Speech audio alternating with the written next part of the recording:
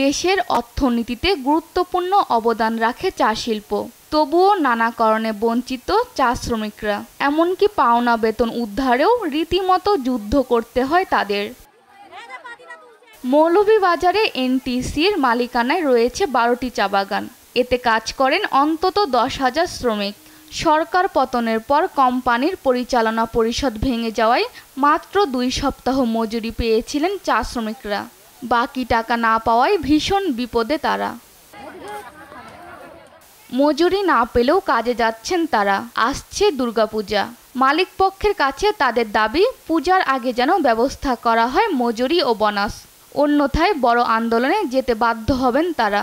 1 নম্বর হইলো আমরা ভুকে পিয়াসে কাজ করছি, আমাদের 5 সপ্তাহ হয়ে গেছে, আমাদের কোনো বেতন আমরা পাই না। কেন যে পাচ্ছি না তা জানি না, কিন্তু আমরা কতদিন এই যাবতে চলবো? কষ্ট করে কতদিন আমরা থাকবো বাগানে? বাচ্চা কাচ্চা কি করে আমরা পালবো? কি কারণে পালবো? কেমন করে পালবো? আমাদের বাচ্চা কাচ্চা সহ্য করতে পারছে না। মা কই আমরাকে খানি দেই, আমরা কোথায় যাব খানি খাওয়ার জন্য? আর কোন দোকানে যাব? আমরাকে কোনো দোকানে বাকি সাকি দিচ্ছে না।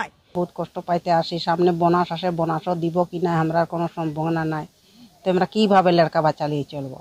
তারপরে এই বোনাস তলব যদি আমাদের দুর্গাপূজার আগে না দেয় তো আমরা আন্দোলনে যাই। দোকানপাটে বাক্কি খাতাম, বাক্কিগুলোও বন্ধ করে দিয়েছে। এখন আমরা যেমনে পারি জাল জোর কাছে যতটুকু আছে সবল ততটুকু খেয়ে আমরা অন্তত পক্ষে চা বাগানটাকে রক্ষা করছি। আমরা যদি কাজ তলব পয়সা না পাই তো আমরা আন্দোলনে যাব।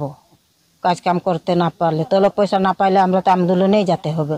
পূজা হয়ে গেছে, বাচ্চা কাচ্চা নিয়ে চলতাম কেমনে? কোনো তো উপায় পায় না, কেউ কিছু উপায় করিয়া দেয় না। সরকার পরিবর্তনে আমরা ঠিকভাবে ঔষধ পাই না, আমরা চলমু কিভাবে? এনটিসি কোম্পানি, ন্যাশনালিটি কোম্পানি 12টা বাগান একই দশা, সব বাগান বন্ধ হয়ে গেছে। আমরা পেমেন্ট পাচ্ছি না। আমরা পেটে জ্বালায় কাজ করি, পাতি তুলে আনে দেই, ফ্যাক্টরিতে তৈরি হয়।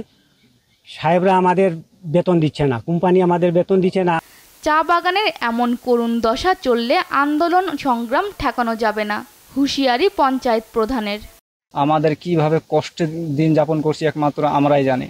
এখন আমরা আর কতদিন ওনাদেরকে বুঝিয়ে রাখবো যে তোমরা নীরব থাকো, আমরা সরকার আমাদের কিছু একটা ব্যবস্থা করে দিবে, কোম্পানি আমাদের কিছু একটা ব্যবস্থা করে দিবে, কিন্তু কি কোনো উপায় নাই।